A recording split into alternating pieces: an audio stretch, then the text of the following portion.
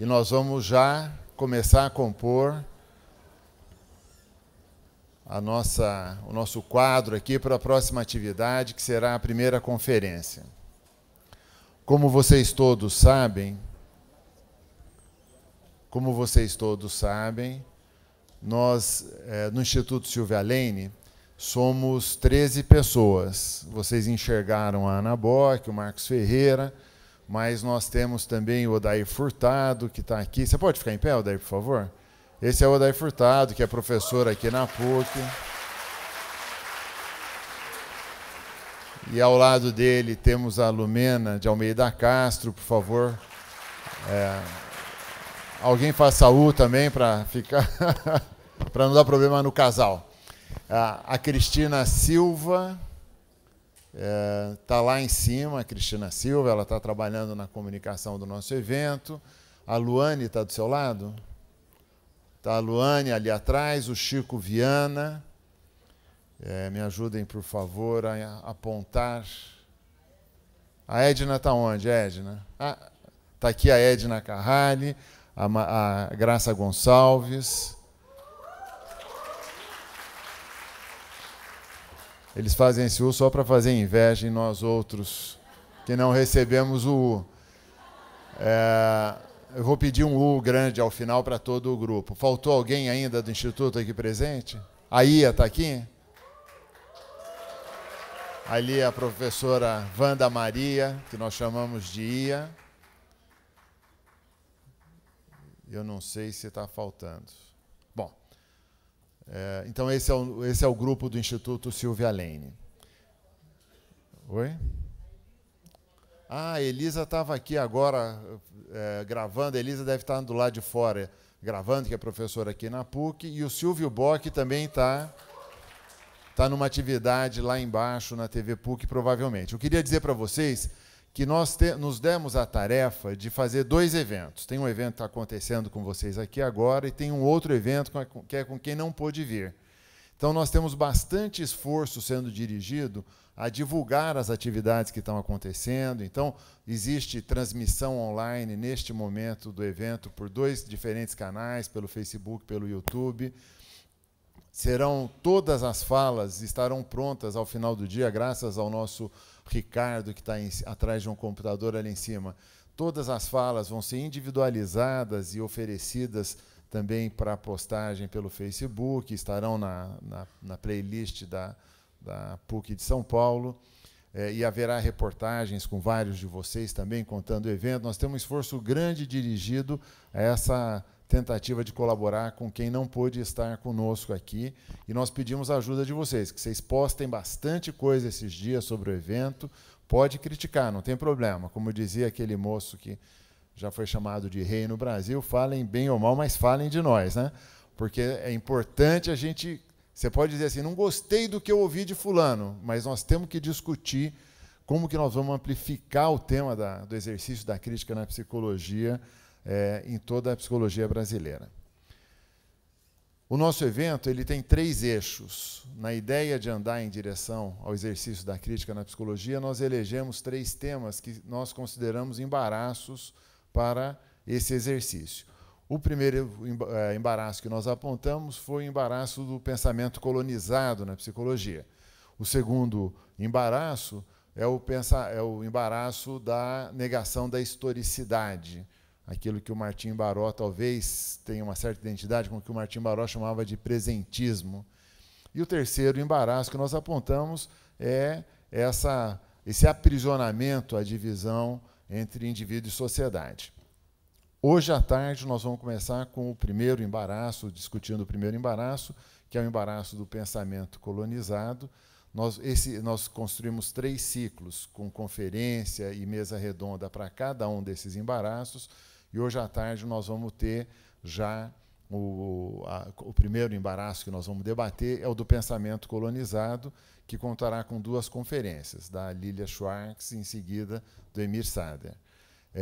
E eu vou pedir, então, para a Lumena de Almeida Castro, que vai coordenar esse ciclo, que vem aqui para a mesa, por favor. E já vou convidar a nossa convidada Lilia Schwartz para que venha para cá. para a gente já poder ir preparando o início da primeira conferência. Seja bem-vinda. Que bom que você pôde vir, né? Por favor. A Lumena, então, vai receber a Lília e vai fazer a apresentação. Eu só queria registrar que nós temos no auditório mais um dos nossos convidados, que é o Celso Schroeder, ex-presidente da FENAGE, a esta altura, eu acredito, mas presidente ainda da Latino-Americana de Jornalistas e ex-vice-presidente mundial da Associação dos Jornalistas, que vai também participar conosco no debate de amanhã, na mesa sobre historicidade. Lumena, você está pronta? Então, boa tarde. O seu microfone ainda não funcionou. Boa tarde a todos. Ainda não. Boa tarde, agora sim. No terceiro boa tarde funcionou, né? Tá bom. Então, iniciando esse ciclo que o Marcos já anunciou, do embaraço do pensamento colonizado, para nós é um enorme prazer estarmos aqui hoje com a doutora Lília Moritz Schwartz, que tem graduação em História pela Universidade de São Paulo, é livre-docente em Antropologia Social pela USP, atualmente é professora do Departamento de Antropologia da Universidade de São Paulo e é professora visitante em Princeton desde 2011. Ela dirigiu a coleção Perfis Brasileiros da Companhia das Letras e a História do Brasil-Nação. Seus estudos têm ênfase em antropologia das populações afro-brasileiras e é uma pensadora que tem nos ajudado a pensar o Brasil com as suas análises e as suas colocações. Então, Lília, muito obrigada, né? E é uma honra estarmos com você para iniciarmos esse ciclo do embaraço do pensamento colonizado. Está dando para ouvir aqui ou não? Deu? Então, deixa eu me ajeitar aqui com os papéis. Queria começar agradecendo ao pessoal do Simpósio Nacional de Psicologia e Compromisso Social, ao Instituto Silvia Lane. Posso mudar a coisa? Não. Não, esse aqui ainda não. Ainda não. Eu vou ter que mudar aqui as imagens, não é isso? Tá bom. A Ana Bock. Isso. Então, só para também... Ana. Para também anunciar, a Lília não poderá ficar conosco até o final da tarde, quando teremos o debate com todos, né, sobre o que está sendo colocado. Então, ela preferiu pegar uma hora que ela tem para a fala da conferência dela, ela vai falar um tanto, e o outro tanto a gente vai poder abrir para poder fazer uma conversa, um diálogo com todos que estão aqui. Como nós temos um tempo, porque mudamos um pouquinho a dinâmica para dar conta da necessidade da Lília, seria importante que quem quiser dialogar com as questões que a Lília está colocando, faça por escrito, por favor, e entregue aqui na frente. Tá? Obrigada.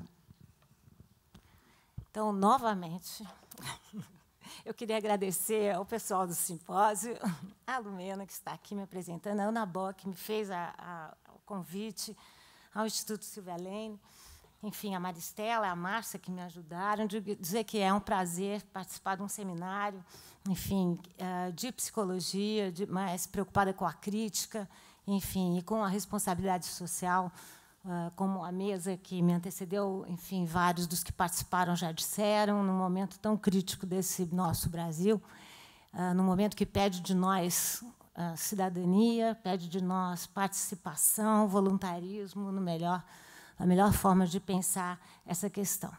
Então, eu vou aqui começar, mas não sem antes deixar de dizer, terceiramente, fora Temer.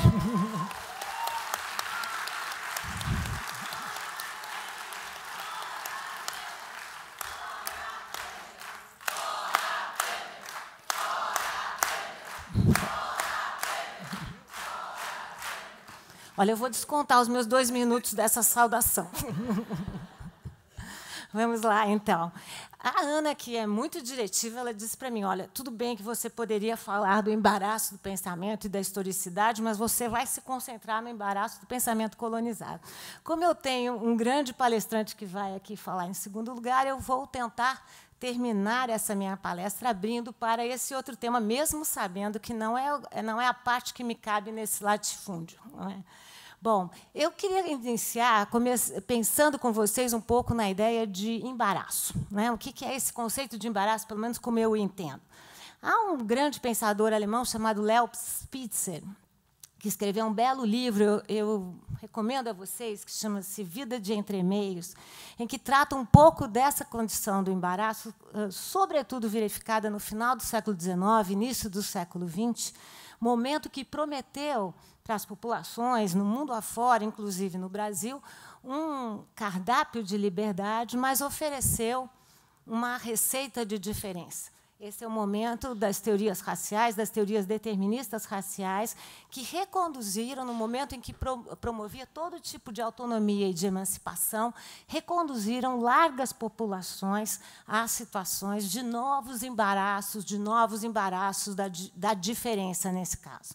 Diz Léo Spitzer que a sensação de embaraço é uma sensação, de alguma maneira, de infortúnio, mas é também uma situação que pode ser, em si, produtora. Né? Ou seja, como é que eu lido com a ambivalência, né? E esse vai ser um conceito importante para mim aqui, ao lidar com o pensamento colonizado, com a ambiguidade que é quase constitutiva de países de passado colonial, que é o que eu vou começar a conversar aqui com vocês. Que é uma espécie que eu vou começar, enfim, só de início, só como provocação, né? Que é o que Léo Spitzer resume como a vontade de ser igual e o desejo de ser diferente. Rumi Baba, um grande pensador indiano radicado nos Estados Unidos, criou toda uma teoria para enfim, refletir sobre o pensamento colonizado e a ambiguidade que o constitui. Outra forma de embaraço, eu diria. Silviano Santiago falou muito da nossa literatura como um espaço entre, ou seja, nem metrópole, nem colônia, querendo ser diferente, buscando ser igual. Mas eu proponho aqui começar por algum começo, não é? Sobre ser colônia, por exemplo. Já que eu venho aqui como historiadora também, vamos lá falar, né? Vamos um pouco falando aqui do que era ser uma colônia. Existem uma série de mal-entendidos em torno dessa situação. Nem todos os países de hoje em dia, como todos vocês sabem, foram, no passado, colônias. Aliás, com exceção dos Estados Unidos, nenhuma metrópole, nenhum país central foi colônia na sua história. Essa é uma marca fundamental, e, por isso, eu saúdo a seleção desse tema. É uma marca que não se supera facilmente nem totalmente. O que era uma colônia? A primeira botade em torno de uma colônia era dizer que era um território descoberto, né? Enfim, o que é exatamente ser descoberto é um pouco complicado de dizer. Como poetava Oswald de Andrade, quando os europeus descobriram o Brasil, os brasileiros já haviam descoberto a felicidade. Enfim, sabemos que não foi descoberta coisa nenhuma. Na verdade, esse nosso território, porque não era nem ao menos Brasil, já era colonizado, haviam povos que viviam em rede, em comunicações intensas, e que não tinham por que se haver ou respeitar o território criado pelas metrópoles europeias que chegaram ao local. O que era, então, uma colônia? Com certeza não uma descoberta, não nos termos que nos é dado conhecer. Era um local complementar. Esse era um termo fundamental, no sentido de que as colônias deveriam produzir o que faltava, e apenas o que faltava, na metrópole. E, assim, criavam-se estruturas formalmente, umbilicalmente dependentes. Segundo Celso Furtado, por exemplo, existiam dois tipos de colônias que eu vou tentar falar rapidamente aqui. De um lado, as colônias de povoamento, como a dos Estados Unidos da América, que para lá foram imigrantes que tinham, ora, problemas no seu próprio território, enfim, ora, iriam com a perspectiva de povoar aquele local. Elas não eram complementares também porque não tinham o mesmo clima, portanto, não ofereceriam os mesmos produtos. E haviam colônias de exploração, como é o caso do Brasil. Colônias tropicais, a construção, eu sei que essa não é minha fala hoje, Ana, mas, enfim, poderia falar longamente por essa construção significativa dos trópicos, né? Mas, sobretudo, essa ideia de que os trópicos não são o que os outros países que imaginam ter criado são. Então, um primeiro mito que nós temos que desmontar aqui, só para começar, e nós podemos falar muito nas questões, se vocês quiserem retomar o tema. Não há por que achar que uma colônia é reflexo da sua metrópole. Né? Muitas vezes nós ouvimos comentários assim, se nós tivéssemos sido colonizados pelos holandeses, que beleza que seria. Se nós tivéssemos sido colonizados, então, pelos ingleses, seria maravilhoso. Imagina o Big Bang aqui, que coisa. Não é? Nada disso, pessoal. Seria a mesma coisa. Ou seja, porque uma colônia não é um reflexo da sua metrópole. Só se vocês considerarem a conformação do espelho, que é um elemento que já deu muito o que falar, né? Deu muita metáfora, mas pensem num espelho invertido, só se for assim. Ou seja, uma colônia devia ter uma economia aberta, não no sentido de aberta, de democrática, mas aberta, saúde, mas aberta no sentido de que ela teria que se haver às economias centrais. Teria que ser, como eu já disse, complementar, dar lucro e não problemas. Uma colônia que desse problemas não era uma colônia, enfim, nos termos que ela deveria ser. O mais importante é que a lógica de uma colônia não era dada internamente, era dada por desígnios externos. O que se criava, então? Economias umbilicalmente dependentes das suas metrópoles. E se nós não podemos aqui falar de todas as colônias, são muitas, são várias, assim como eu entendi que o mundo da psicologia é vário, né? Como diria Montaigne, as colônias também são muitas, mas vamos falando de uma colônia que ganhou com o tempo o nome de Brasil. Nome complexo, nome cheio de ambivalência, nome que, penso vocês sabem, foi resultado de uma disputa.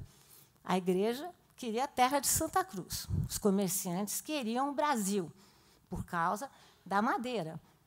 Mas, ainda, a Igreja não queria Brasil, por quê? Por conta da seiva, do líquido vermelho que saía da madeira, que bem poderia ser o líquido do tinhoso, do diabo. Portanto, vejam que essa ambivalência que eu comecei a falar para vocês a partir do Léo Spitzer já se dá onde? No nome da terra, né? Do nome desse país. Enfim, vamos pensar, então, um pouco no Brasil. Eu não sei seu nome, desculpa. Oi? João, a primeira, então. O descobrimento da América, né, levou ao que nós conhecemos como um grande genocídio. As estatísticas mais conservadoras falam de um perecimento na costa, no litoral, da ordem de 75%. As estatísticas mais realistas, como de Manuela Carneiro da Cunha, falam de um perecimento da ordem de 95%. Então, o que nós chamamos com grande naturalidade, para voltar aos termos da mesa, né, eu acho que vocês não podem, enfim, psicólogos, historiadores, cientistas humanos, cientistas sociais, têm que fazer isso no mundo, desnaturalizar as palavras e mostrar as potencialidades políticas dos termos. Nós não podemos falar de descobrimento como se, enfim, a América estivesse deitada em berço esplêndido, aguardando pela metrópole. A primeira imagem que vocês veem é uma imagem da adoração dos Reis Magos. Eu sei, Ana, que é amanhã que nós vamos falar de historicidades, mas vejam um desencontro de historicidades aqui. Ou seja, é como se a descoberta da América, descoberta com todas as aspas que vocês puderem colocar, levasse a uma... Enfim, o imaginário migra para a América, entre encantado com os trópicos, encantado com a natureza edenizada, mas absolutamente escandalizado com a população, que foi logo colocado sob suspeita. Mas vejam que o pintor... nós produzimos uma série de mitos sociais, e as imagens são grandes produtoras de mitos sociais. Vejam nessa imagem, que nós não sabemos, enfim, do Vasco Fernandes, que é mais ou menos do contexto do desencontro entre a América, enfim, o que for a América e os europeus, como eles tentam colocar a América numa história que já existia, numa história europeia. Não dá muito certo, porque vocês vejam aqui que é como uma espécie... É o nascimento de Cristo numa manjedoura. Acho que eu vou eu vou aceitar o seu microfone. Mais fácil. Entendeu? Mas vocês vejam que há um elemento estranho na representação mais convencional, que é justamente um índio que está vestido de uma forma quase romana, vocês vejam o desconhecimento, é quase um Peter Pan, uma coisa assim, e que interrompe a cena, né? Vejamos outra imagem. Essa imagem de autor desconhecido é chamada O Inferno. Ela corresponde ao momento de desencontro da América, não é? E vocês vejam que o que é que está encenado aqui nessa imagem é europeia, novamente. A ideia do inferno, não é? A ideia de um grande ritual. Vocês vejam que são os corpos brancos que estão sendo satanizados. Os corpos estão numa caldeira, né? Numa caldeira muito quente, borbulhante. E à esquerda vocês veem o chefe que oficia esse ritual macabro. Não sei se vocês conseguem ver por conta das luzes e da má qualidade do meu material, mas ele é negro com um cocar. Ou seja, quase que uma súmula, um comprimido do imaginário em relação a essas populações. Você pode virar mais um? Esses eram povos, portanto, que causaram essa imensa cratera no imaginário europeu.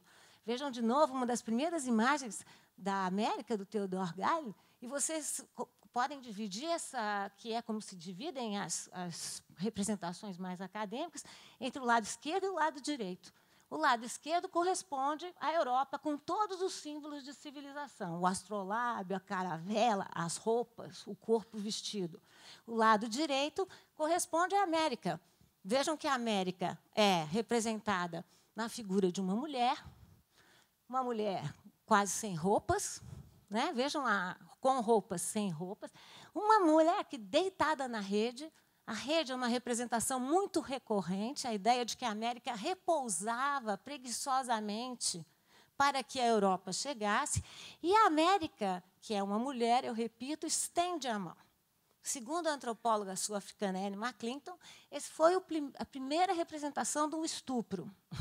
É verdade, pessoal? Pensem nisso. Que é essa ideia de que como se a América se oferecesse para ser o quê? Literalmente invadida. Então, vejam que as imagens, você pode virar mais um? As imagens não são imagens ingênuas, é preciso não naturalizá-las, sobretudo que quando a gente vê uma imagem, vocês podem dizer, que coincidência, a rede. Vocês veem duas imagens, vocês têm que falar, quanta coincidência.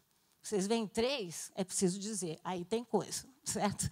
Vejam essa imagem, né? A imagem do Theodore Deby, o grande gravurista que fez esse conjunto chamado América. Novamente, nós vemos o quê? Essa ideia, já tratamos um pouco, não posso tratar muito, da ideia de que os trópicos eram edenizados, e aqui a noção dessa humanidade sob suspeitas. Um dos primeiros viajantes, o português Gandavo, definiu os povos da América como povos sem F, sem L, sem R. É dizer, sem fé, sem lei, sem rei. O suposto era o famoso suposto de que Narciso acha feio o que não é espelho, certo? Ou seja, quando os europeus não encontraram o que imaginavam encontrar, qual é o suposto? Aqui são povos sem, são povos em falta. Mas não eram povos em falta, eram povos em excesso, né? Por exemplo, pensemos na ideia da antropofagia versus canibalismo. Esses eram povos que foram chamados de povos canibais, como se eles tivessem necessidades alimentares, como se eles comessem para, enfim, saciar a fome. Vejam, essas imagens são sempre mulheres, novamente, né? As mulheres se deliciando com esse, é quase um rodízio, vocês me permitam a piada de mau gosto aqui.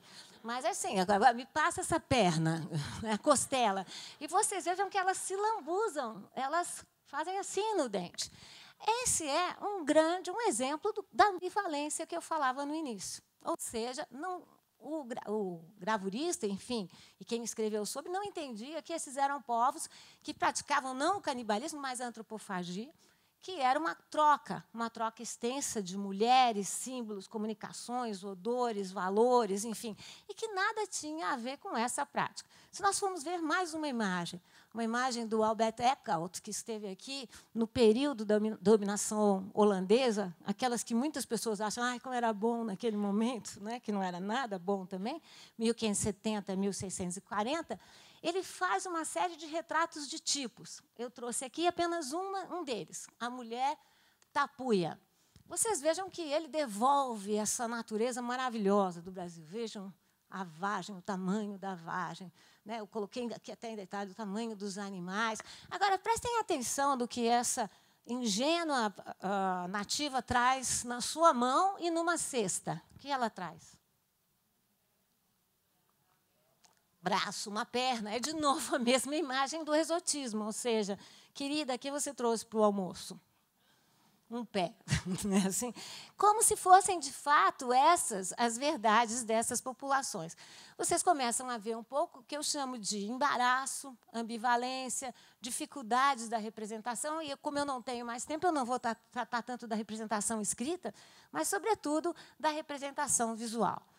Bom, por sermos uma economia aberta, por sermos uma economia voltada para a metrópole portuguesa, nos construímos a partir de grandes latifúndios, grandes propriedades de terra, grandes concentrações da renda e do prestígio, uma economia de monocultura. Vocês sabem que primeiro tivemos o pau-brasil, depois tivemos a cana, depois tivemos o ouro, depois tivemos o café, só o que a gente não estuda. É que isso não era exatamente uma opção. Eram os produtos, como eu dizia a princípio, complementares à metrópole e que poderiam justificar uma colônia lucrativa. Pensemos também, além dos ciclos econômicos, da mão de obra que nós tivemos aqui.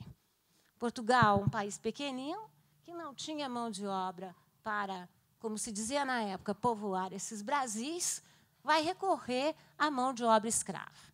Escravidão no Brasil foi uma questão da maior relevância. Não só o Brasil recebeu 40% da mão de obra africana que saiu compulsoriamente do seu continente, como tivemos populações afrodescendentes em todo o território. Das Cachoeiras Bravas, no norte da Amazônia, até o sul, nós temos registros de populações escravas, de tal maneira que a escravidão virou uma linguagem entre nós, uma linguagem com graves e sérias consequências. Há também quem explique a escravidão com conceitos que tendem a naturalizar o que não pode ser naturalizado. Estranha sina do Brasil, que é um país que tem para si a representação de uma nação pacífica, mas que foi o último a abolir a escravidão. Um sistema que supõe a propriedade de um homem por outro homem e um sistema que só pode se pautar na violência de lado a lado, na violência daqueles que possuíam escravos, que criaram toda uma arqueologia de castigos com manuais e tudo que vocês podem imaginar, e na violência de quem responde a esse sistema desumano. É muito enganosa, totalmente equivocada a imagem que diz que nós tivemos uma boa escravidão. Essa seria uma contradição em seus termos. Essa é parte do nosso pensamento colonizado. Não existem, ponto, boas escravidão. Não existe boa escravidão. A escravidão é sempre um sistema que avilta, que constrói processos de desigualdade social, processos de humilhação e processos violentos. Portanto, enfim, o Brasil não teve uma boa escravidão, muito ao contrário. Nós sabemos hoje que, no Brasil, as populações escravizadas morriam antes. Com 21 anos, escravos eram considerados adultos, com 30 considerados velhos. As populações se revoltavam mais, reagiam muito mais.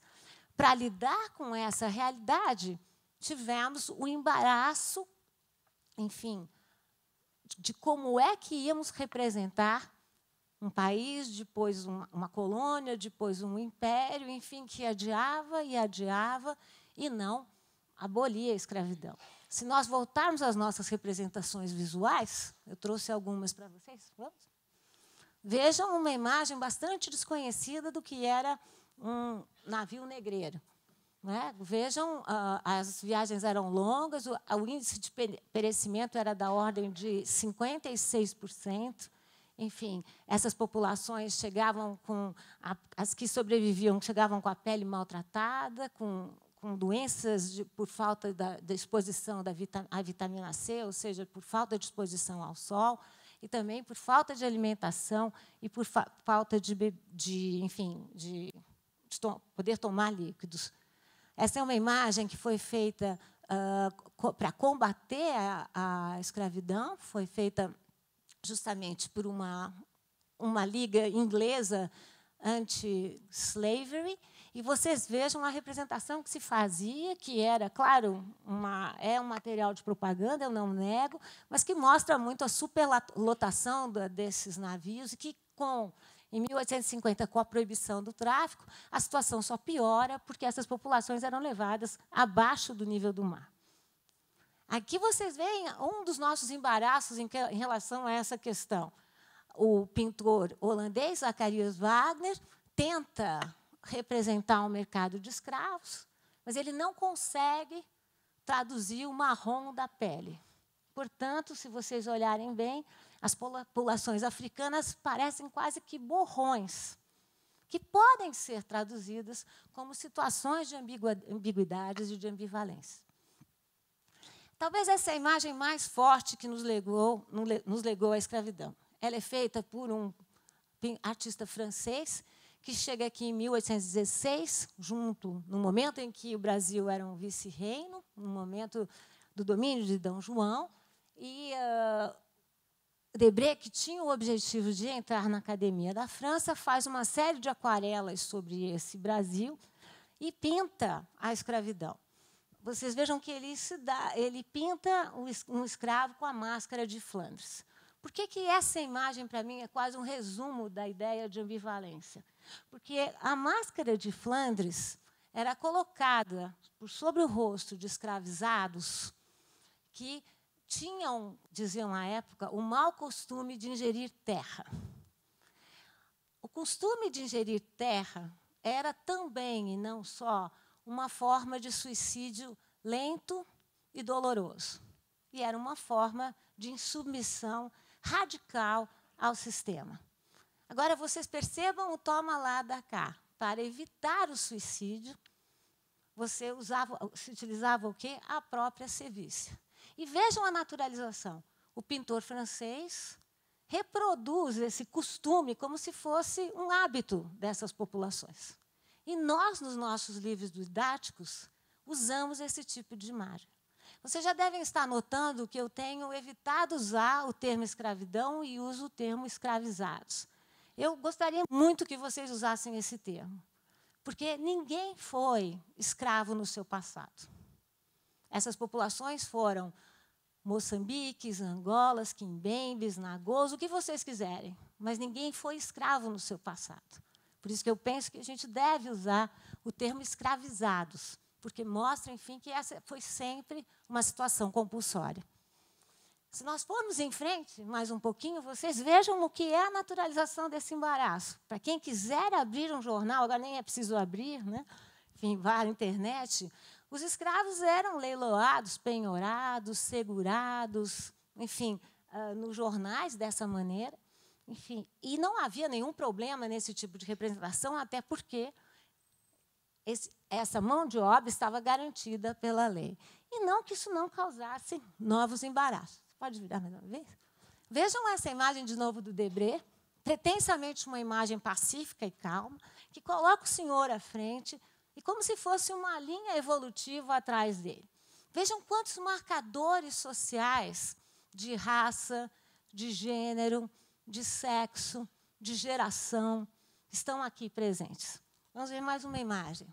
Essa imagem foi a única que foi censurada pelo Instituto Histórico Geográfico Brasileiro. Debré fez uma série de imagens, todas foram consideradas absolutamente, enfim, aceitáveis, digamos assim. Nós a utilizamos, repito eu, nos nossos livros didáticos, e essa foi a única que foi censurada. Talvez porque ela mostrava, em primeiro plano, um escravizado sendo submetido a serviços. Eu sempre digo, vendo essa imagem, que é a imagem do pau de arara. A gente diz que precisou do serviço norte-americano durante a ditadura militar para que eles nos ensinassem a fazer esse tipo de castigo. Não era necessário. Tínhamos esse conhecimento acumulado. Agora, o que impressiona mais é que ele, no primeiro plano, coloca um branco se viciando, e vocês podem ver que, no segundo plano, há mais serviços, ou seja, mostrando como essa era não uma exceção, mas era uma regra de continuidade. Mas, enfim, embaraço é embaraço, ambiguidade, e os escravizados sempre lutaram pelo seu lugar. Lutaram a partir dessa linguagem dos santos, né? Todos sabemos que esses eram os santos negros, não só porque eram negros da madeira, mas porque vieram da África e foram relidos nesse contexto. Lutaram com a capoeira, teoricamente uma luta, uma dança, na prática uma luta. Vejam quantas ambivalências. Lutaram com todo tipo de fuga e todo tipo de reação, desde o suicídio até as fugas individuais, até as fugas mais coletivas. Agora, vejam o que a sociedade devolvia. Essa imagem absolutamente calma da fuga, né? Ou seja, como se os escravizados fugissem em família, levassem a sua trouxa, levassem o seu cachorro. Enfim, essas são pequenas naturalizações do cotidiano que nós reconhecemos mais no passado, mas vamos ver no presente, vai dar tempo. Então, vamos. Vou passar mais rápido para a gente chegar ao presente. Imagens do candomblé, uma das poucas imagens que ficaram da revolta dos malês, quando escravizados negros, afrodescendentes, todos muçulmanos, tomaram a Bahia. Pode ir mais uma. E essas imagens terríveis, que são a imagem da nossa Lei Áurea. O Brasil foi o último a abolir, o fez depois de Cuba e dos Estados Unidos, e fez com a lei mais curta que nós já criamos. A partir dessa data, não há mais escravos no Brasil. Não pensamos em ressarcimentos, não pensamos em inclusões sociais, e o Brasil foi se construindo a partir da desigualdade. Marca pesada, marca profunda. Enfim, eu não vou ter tempo de fazer toda essa continuidade, porque prefiro ouvir vocês, mas o que eu queria chamar a atenção é quais são as marcas desse passado no nosso presente. De lá para cá, eu não vou dizer que temos aqui avenidas, ou seja, que a história é um jogo de favas contadas. Não é. Mas, enfim, penso que história é um jogo que fala de mudanças, mas fala também de muitas permanências. Uma das permanências graves é a desigualdade social. Outra permanência grave é o nosso patrimonialismo, ou seja, a maneira como nós inflacionamos a esfera privada em detrimento da esfera pública. A nossa pouca familiaridade com o que é do público, o que é da res pública, né? E é uma sociedade que se funda numa profunda violência. Uma sociedade, enfim, que tem marcado avanços. Talvez o nosso maior avanço tenha sido a Constituição Cidadã de 1988, mas que guarda uma série de problemas. Eu poderia citar inúmeros aqui, inúmeros obstáculos. Se nós fôssemos falar, já que tínhamos uma mesa eminentemente feminina, né? Temos de novo, não é isso? Problemas de gênero, né? É possível dizer que tivemos muitas conquistas, não é? Ou seja, a Constituição Cidadã, sobretudo no seu artigo número 5, estabeleceu, enfim, determinou a igualdade entre homens e mulheres, sobretudo na Carta das Mulheres Brasileiras. Desde 2012, enfim, as mulheres que não só estão muito mais qualificadas, mas a lei de 2012 pune as empresas que não enfim, der salários equitativos entre homens e mulheres. São muitos os desafios, enfim, e muitas as conquistas, não vou me alongar aqui, que não há tempo, mas eu penso que, enfim, continuidades, ressonâncias do que falávamos dos tempos coloniais são a construção, a contínua construção da diferença de gêneros no país. Eu poderia usar a pouca representação política que mulheres ainda têm, apenas 8%. Poderia falar um pouco desse machismo cultural, que continua a colocar as mulheres em lugares inferiores na política, nos empregos e onde for. E poderia falar da política de estupros que nós continuamos a viver no nosso país. 35% dos casos... Sou eu? Não. Vamos lá. Agora sim, a gente põe uma luz vermelha só para dar mais emoção nesse momento final da minha fala. É, uma coisa que está chegando no presente. É muito bonito isso, que gostei muito desse recurso. Ficou excelente. A gente nunca falha, a gente ensaiou muito. Vocês me perdoem que eu dei uma titubeada. Mas voltamos. Vocês se concentraram agora, não é? Que esse momento vermelho da minha fala. Enfim, o que eu ia dizer nesse momento vermelho é que 1 em cada 10.000 mulheres serão estupradas e um estupro ocorre a cada 4 minutos no Brasil. Esses são dados impressionantes e que falam de permanências, de embaraços absolutamente frequentes de um momento em que, se pensarmos no momento colonial, havia um grande desequilíbrio de gênero e no momento em que o corpo da mulher era tomado como uma mercadoria. Se a política de estupros é uma política ampla e não incorre apenas nas mulheres afrodescendentes, nós sabemos que raça, nesse país, é sempre um plus. Falando em plus, falemos um pouco de racismo. O racismo, a gente não pode dizer que é uma continuidade do passado, ele é refeito no presente, mas nós temos dados de como raça é um plus no Brasil. Mulheres e homens negros sofrem discriminação na escola, no trabalho, no lazer, nas taxas de nascimento e nas taxas de morte. Nós sabemos bem que nós estamos assassinando uma geração, né, de afrodescendentes, que podemos explicar de muitas maneiras, mas, enfim, estamos vivendo e presenciando passivamente o assassinato de uma geração de garotos, de meninos afrodescendentes. Esses não são embaraços do passado. Jogarmos tudo na história é perdermos a crítica, que é um dos objetivos desse seminário. Porque é muito fácil pensar que, enfim, como eles eram horrorosos, né? Como eles eram terríveis, né? Como o nosso passado era... Ora, o que importa a gente pensar é como a colonização no passado vem sendo reconstruída e recriada no presente. Eu dei 2 exemplos aqui, poderia dar muitos outros. A nossa cidadania inconclusa, a corrupção, que é o grande inimigo da República. O problema que nós temos, o pouco apego que nós temos, dizia Sérgio Buarque de Holanda, às instituições e aos partidos. Essas são consequências do nosso passado colonial, mas são atualidades, revivescências do nosso pensamento colonizado. Diz Tom Jobim que o Brasil não é para principiantes. Eu penso que não é mesmo, porque o Brasil não é um país de ou, é um país de e.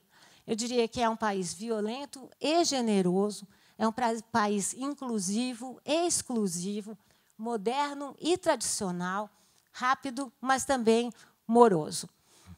Enfim, o nógojo, me parece, dessa discussão que vocês vão desenvolver tão bem durante a tarde, que com certeza não precisam da minha presença, é refletir um pouco sobre a atualidade desse problema. Como criamos os nossos bovarismos, né? Ou seja, a mania que temos de imaginar que somos outros, franceses, o que for, o fascínio que nós temos por tudo que vem do exterior, essa mania que o brasileiro tem, que aqui a fala de Shakespeare não seria ser ou não ser, seria ser é não ser, os nossos racismos, os nossos sexismos, a nossa corrupção e a nossa violência. Esses são mitos nacionais duradouros, mitos nacionais persistentes, que só a crítica pode nos fazer, de alguma maneira, enfrentar e tirar o véu da naturalização e da ingenuidade. Eu prometi falar da temporalidade, mas vou deixar para as perguntas, porque não vai dar tempo de terminar com as imagens aqui. Mas eu, enfim, queria apenas terminar dizendo que é uma beleza para mim, cientista social que sou, ser convidada para abrir esse seminário, que vai justamente lidar com um mal que é nosso, né? Ou seja, as estruturas perversas que herdamos do passado, mas que estamos teimosamente, na pátina do tempo, construindo no presente.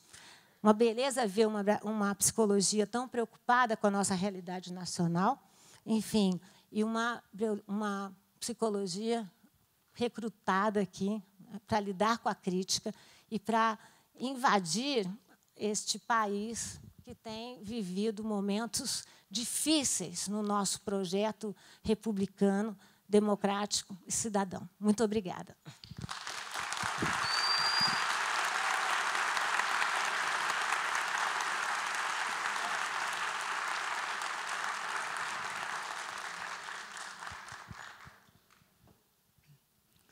Os papeizinhos estão chegando.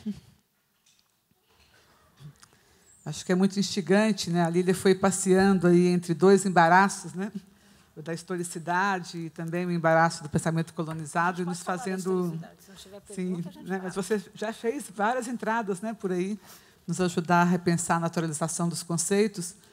Então, acho que esse é um diálogo que se abre para várias frentes, né? Alguém já mandou algum papel para cá? Por favor, traz os que já tem para mim. Então, eu vou falando de outra imagem enquanto vocês... Ah, não, sumiu, João. Não, eu posso ir falando de imagem, enquanto tem intervalo. Enquanto chega, Lília, queria também ver se você poderia, depois, juntando com as perguntas que vão chegar, que você fez uma brilhante apresentação de como chegamos um pouco até onde estamos agora também, né? E como é que você vê o pensamento crítico como uma possibilidade de enfrentamento desses embaraços hoje, né? Mas... Bom, já vamos emendar com mais algumas já aqui. Emenda. Melhor, já emenda, né? E depois eu falo. Isso. Depois eu falo dessas imagens. Veio uma pergunta que é: de que forma esse embaraço impacta sobre o desenvolvimento científico no Brasil? Vou ler 3 que chegaram, você faz aí a sua síntese e a gente vai, né, caminhando. O problema da apropriação cultural, denunciado pelos movimentos negros, é um embaraço semelhante ao que você citou? Poderia comentar um pouco sobre o tema da apropriação cultural? E uma outra questão que é: trabalhei com emergência indígena no Rio Grande do Norte. Gostaria de ouvir da professora como podemos pensar os processos de adaptação ao mundo moderno, o reconhecimento diante da influência dos aspectos socioculturais ocidentais nos povos indígenas, como refletir o que é escolha, o que é imposição da cultura do homem branco e o processo de se reconhecer índio. É da Jailma, né, que está aqui também, professora de História. Então, obrigada. Acho que eu tenho 4 horas para responder. Pode fazer escolhas, essa é a vantagem, né?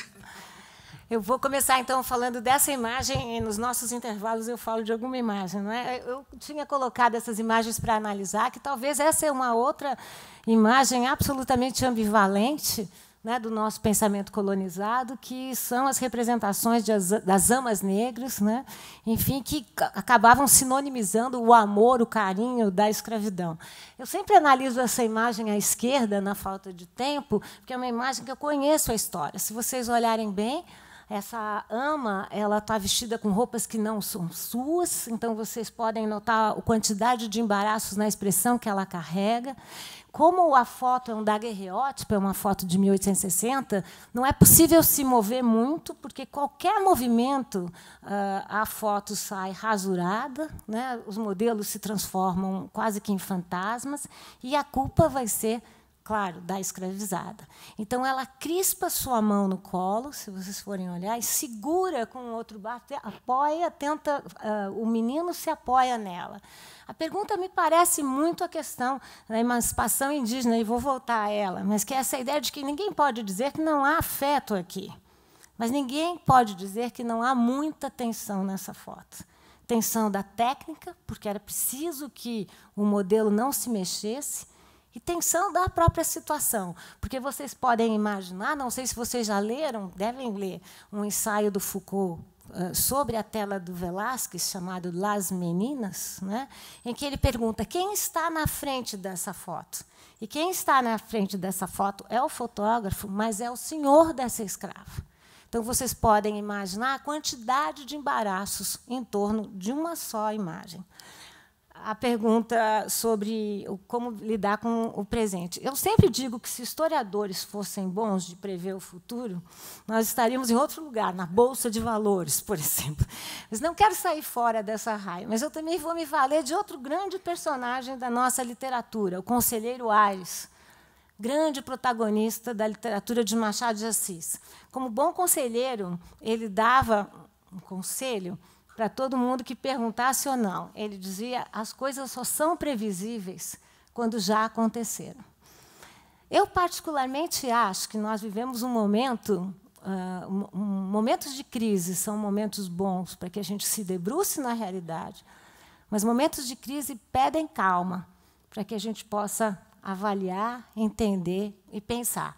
Nós vivemos, sobretudo, um momento de muitos radicalismos, de muita dificuldade de compreensão. Vocês que são psicólogos sabem o quanto é necessário a escuta. E o que eu tenho me preocupado muito, vocês me corrijam, é como todos nós, até por conta das novas mídias e do que for, vivemos em grandes bolhas, bolhas que nos autossatisfazem, e temos uma grande dificuldade de entender o que acontece logo aqui perto. Como você disse, eu dou aula em Princeton. Eu cheguei em Nova York no dia da eleição do Trump. Pedi aos meus colegas que me desculpassem, que eu ia passar o dia em Manhattan, e dizia para eles, do auge da minha ingenuidade: Estados Unidos está todo azul, os democratas vão ter a vitória mais esmagadora que o país já conheceu. Escrevi no meu diário, porque antropólogo adora um diário, enfim, que eu estava presenciando um grande momento cívico, né, de abertura para a democracia nos Estados Unidos. Não que eu acreditasse demais na Hillary, mas desacreditava no Trump. E eu, até o dia que passou, foi um dia longo, eu acreditei nisso. Indo para... E eu só não, eu pousei nos Estados Unidos, o New York Times dava 87% de chances de vitória para Hillary Clinton. E todos sabem a história que aconteceu. Todos sabem o que aconteceu na Colômbia, todos sabem o que aconteceu nos Estados Unidos, o que está acontecendo na Grécia, o que está acontecendo na França e o que aconteceu aqui no Brasil. O que eu me preocupo muito é como nós temos executado pouco a nossa capacidade de ver para além das nossas próprias realidades. E quando a gente perde essa oportunidade, na minha opinião, a gente também perde a crítica. Porque eu penso que democracia, primeiro, é sempre processo inconcluso. Não há uma forma de chegar na democracia. São muitas, todas valem, contanto que sejam democráticas. Democracia também ensina a lidar com a diferença, não com a igualdade apenas. E nós temos lidado mal com a diferença. Eu, pelo menos, tenho feito essa crítica a mim mesma. Não sei se vale a vocês, mas é um pouco como eu tenho me enxergado nesse momento. Para o desenvolvimento científico, a nossa situação, como todos sabem, anda, enfim, golpes ocorrem em todos os lugares. Né? Então, enfim, na FAPESP, por exemplo, foi retirada a líquida que era determinada por lei. Então, sabemos que os nossos alunos têm ganhado muito menos bolsas, sabemos bem o que está acontecendo no CNPq, o que está acontecendo na FAPESP. Enfim, a situação é dramática. Em momentos de crise, todos os locais são apertados. Vocês sabem muito bem que, no Brasil, a escolha tem sido uma escolha seletiva. Né?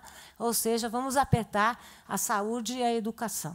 Portanto, eu faço parte desse mesmo pacote e penso que vamos sofrendo muito. Apropriação cultural. Eu, antropóloga que sou, penso que cultura é o que a cultura faz. Ou seja, não há como imaginar cultura como uma pedra no rio. A cultura não é a pedra no rio, é o rio que passa. Portanto, acho que, politicamente, a gente pode defender o uso de determinados marcadores, que são marcadores étnicos. Acho que a gente deve apoiar. Mas é preciso tomar cuidado para que a gente não essencialize a cultura.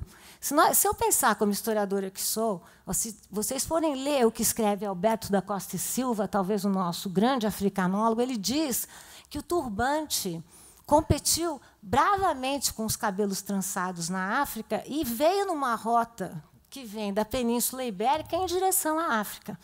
Então, a questão não é histórica. A questão não é da ordem da antropologia. A questão é política. é sabermos que, durante muito tempo, a maioria da nossa população foi ceifada na sua origem, no seu passado, na sua memória. E penso que nós temos que, sim, enfim, de alguma forma, apoiar, entender, animar essa ideia do exercício e do gozo da diferença. Se ela passa pelo turbante, eu penso que temos que todos, enfim, comemorar por isso. Só não vale cair na censura. Eu me preocupo muito, eu acho que o limite é a censura de parte a parte. Emancipação indígena. Eu penso que, na antropologia, nós batalhamos pelos critérios de autorreconhecimento, né? Ou seja, é indígena quem diz que o é negro quem o diz que é. Né? Os critérios externos são sempre critérios externos, propriamente ditos. Então, políticas de autorreconhecimento são políticas, de novo, de valorização de história, de cultura, de patrimônio, de origem, de identificação, de segredos, enfim. E acho que essas populações têm que, cabe a elas medir qual é a sua fronteira, qual é a sua fronteira étnica, qual é a sua possibilidade de trafegar entre fronteiras. Como eu disse antes, são momentos de crise, são momentos ruins, é claro, quem sou eu para negar, mas são momentos produtores também, né? Hora de cuidarmos das nossas próprias fronteiras e limites.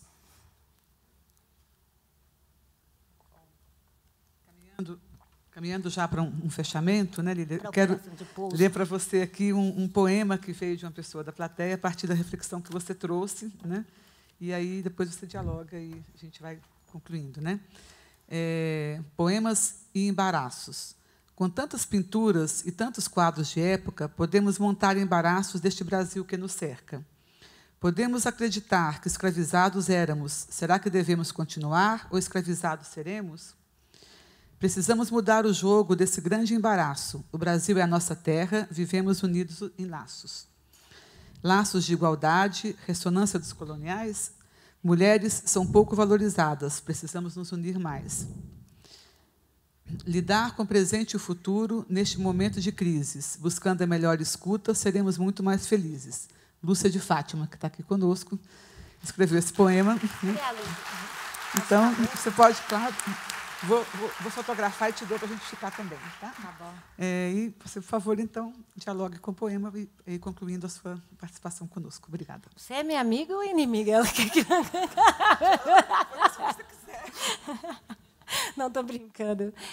Eu vou, então, dialogar com o poema. Assim. Eu acho que belíssimo poema. Muito obrigada. Eu fico pensando aqui que a gente só combate um poema com mais outro, né?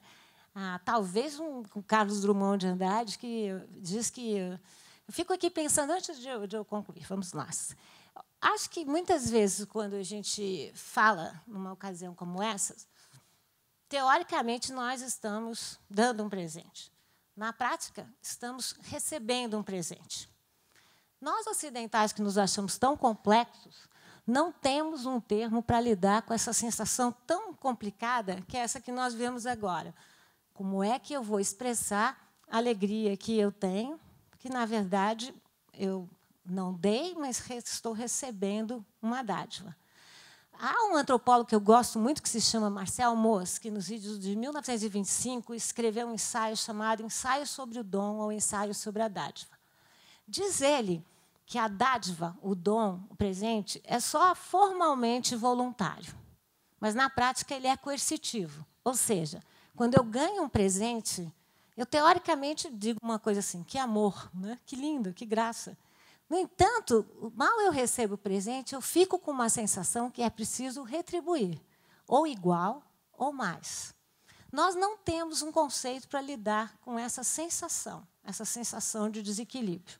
Há povos que têm. Os trobriandeses, na Polinésia, trocam há anos braceletes por colares e, dessa forma, evitam o Estado e produzem uma sociedade mais igualitária, vencida pelos ingleses no início do século XX. Os Maori chamam essa sensação, não sei se está claro, dessa sensação que nós temos aqui, de como é que eu vou responder a esse presente, a esse poema, de hau, que quer dizer o espírito da coisa dada. Ou seja, se eu recebo um presente desse tipo, eu estou desequilibrada. Nós não temos termos, porque eu não posso responder ao meu poema, por isso que eu brinquei. Mas nós temos os poetas, que, como diz o Carlos Drummond na canção Amiga, faz adormecer as crianças e acordar aos demais. Nós também temos termos para o vento. Se eu não me engano, é Guimarães Rosa que diz: o mar não deixa desenho, o vento não permite.